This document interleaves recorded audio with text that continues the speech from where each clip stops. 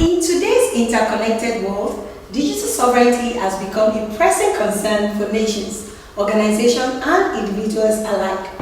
With this, a lot of governments, including those on the African continent, are actively fortifying their digital sovereignty through the adoption of policies, laws, regulations pertaining to digital localization. As we increasingly rely on digital technologies, we risk losing control over our data, our infrastructure, and our very identity. In this story, we'll explore the challenges of digital sovereignty and the opportunities reclaiming our digital autonomy. Africa has so much to offer, but we have to make sure that we preserve the people. We have to preserve our people, because with what's going on with AI, when I came back, I wanted to just push technology because I thought that was the divide that was going to get us there. But we shut down mobile quite a bit. We shut down cloud. In fact, when I came to Gambia, they had a policy against cloud, so we couldn't do anything. But it was okay for governments to use Gmails, Yahoo addresses, and all that stuff, as if that is not cloud. So we really have to be honest and really figure out what is it that we want to do and make sure that we build out the Africa that we want. Somebody yesterday mentioned, well, we need to make sure that AI is protected so our data doesn't get mined. How many of you have Facebook accounts here? Instagram? Just keep your hands up. WhatsApp? LinkedIn? We all do. Every day we're giving out that data voluntarily. So that data is already being mined. So what is it that we need to do? We need to stick together. Uniting innovation means exactly that. We need to unite as one unit and really build out the countries that we want. I think this is really important. Yesterday when we were in our AI meeting, I said that governments, in terms of policy, they need to prioritize AI. AI is not ChatGPT, folks. It's not just put your RFP there and say, hey, can you build me a proposal out of this? And it spits out information. There's a lot more. There's a reason why the former founders of OpenAI are no longer there, because they've seen something. Just 2 weeks ago, the policy advocate at OpenAI also dropped out because he wanted to make sure that he can fairly assess and give people the information they need to know to make decisions. In June, I was in Mauritius for all the telcos and cloud providers. So all the connectivity in Africa that's going on, all the CEOs were there, and I was honored to be there. But I left there, I wrote an article asking, is Africa for sale? Because it's like we are building our infrastructure for the West to come and buy it. If we do that, what are we going to have left? If we're already on all these platforms giving out that information, what are we going to have left? So it is possible that we can do it, but we need to be together. My main argument is that given the existence of both illiberal and illiberal states in Africa, we will go into phase what is called the splinternet, where the worldwide internet will be fragmented into national intranets, and that actually gives a leverage for digital autocratic countries to advance their repressive measures, and they will be protected by the digital sovereignty, which was initially enacted to guard against global technological companies from harvesting that and also intruding human rights and also threatening the sovereignty of the state. But the very same sovereignty will actually hinder both non-state and state actors in intervening to secure and make sure that we restore liberal democratic principles that aligned the continent in achieving its aspiration of integration, because that is only it's actually promised under the African Continental Free Trade Agreement and overall the Agenda 2016. Digital sovereignty refers to the ability of individuals, organizations, and nations to control their own digital destiny.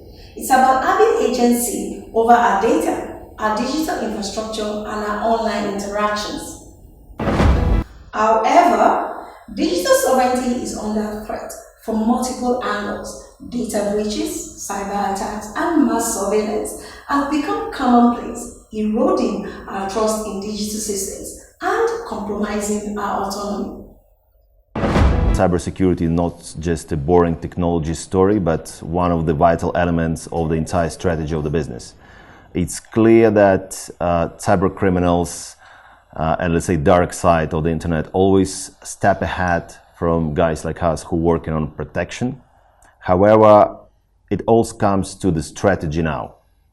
What I mean by that, it's not a protection or specific antivirus or some simple solution which is supposed to protect from anything. Now it's a mix of technology, rules, regulations, and very specific governance within the organizations. We believe the level of attacks, the potential infections will get stronger and wider. There are all signs for that. And we clearly see the cost of incident, cost of breach, will get higher and higher. It's not a prevention anymore. It's also detection, it's prediction, which require highly skilled professional resources, which becoming quite a shortage all around the globe and Africa in specific to find the relevant profile of the security operation managers and security professionals is getting a big challenge. The key driver of the digital transformation and the cloud transformation. And most of cases, migration operation toward the cloud goes without cybersecurity in mind, and cyber criminals pretty much aware about that. So we clearly see surface of attack definitely will expand toward SMBs. We see that all through the continent. It's definitely top of agenda for the governments, for the offices of presidents, for the key enforcement organizations like Ministry of Defense, Police, National Security. It's definitely top of agenda. We clearly see that the strategic approach to cyber goes very fast and at really good pace across the continent. Governments and corporations play a significant role in shaping our digital landscape. While they may provide essential services and infrastructures, they also pose significant risk to our digital sovereignty. Our digital landscape is not immune to abuse. Sadly, our digital rights face constant threats and violations. Governments might engage in cyber surveillance, tracking our online activities without our consent. Companies might collect and sell our personal data without proper safeguards. And individuals might resort to online harassment and intimidation, silencing dissenting voices. These abuses not only compromise our individual freedoms, but also chip away at the very foundation of our democracy. When our voices are stifled, our right to privacy is breached, and access to information is restricted, how can we truly participate in a vibrant economic society? You will remember many cases, but there was a government official who someone called a certain name on Twitter, and then everything came to a standstill. And of course, how do we forget? Twitter being banned because some people said it was being used the wrong way. And at the end of the day, that wasn't the case. Fortunately, we're not powerless in the face of these challenges. We have legal frameworks in place to protect our digital rights. In Nigeria, for instance, the Nigeria Data Protection Act sets guidelines for how our personal data should be handled. The Freedom of Information Act grants us access to public records, promoting transparency and accountability. It's crucial that our judicial system recognizes the equal importance of digital rights alongside our offline rights. Just because something happens online doesn't mean it's any less real or deserving of protection. Ignoring digital rights has far-reaching consequences. It stifles innovation, discourages civic engagement, and undermines trust in democratic institutions. When people fear their online activities will be monitored or their voices silenced, they are less likely to participate in shaping their society.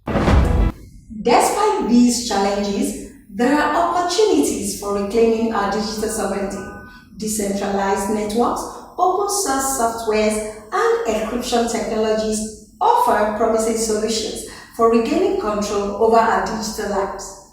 As of today, 36 African member states have data protection laws in place, 15 do not have any data protection laws, and 3 member states have draft laws in place. So you see already there is no uniform approach to how data protection is being regulated on the continent. And with the Malabo Convention coming into operation or coming into effect, what we hope to see is that alignment between especially issues around cross-border data flows or issues around the appointment or establishment of data protection authorities and protection of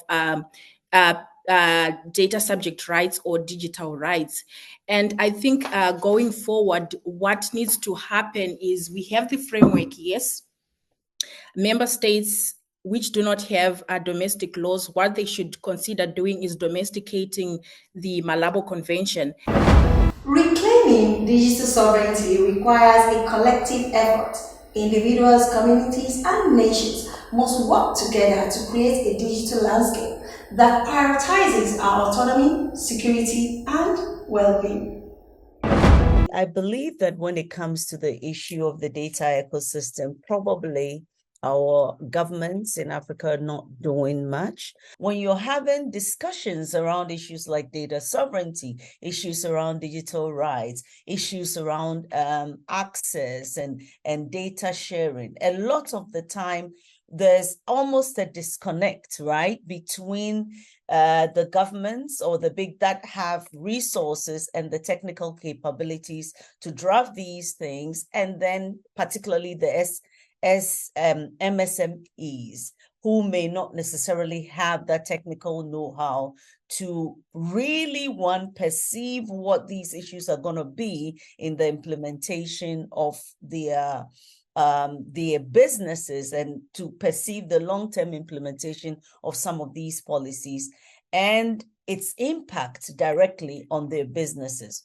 What we also tend to see is that all the players in the field are given a level playing field, right? So when we're inviting businesses, we invite everybody to sit at the table. So the big multinationals with the capabilities are there, the MSMEs, but all these businesses have different needs and different requirements, which has to be addressed. For more on well-researched and balanced stories, events and interviews across business, tech innovation and lifestyle, please like, share and subscribe to this channel, www.youtube.com/Digivation Network.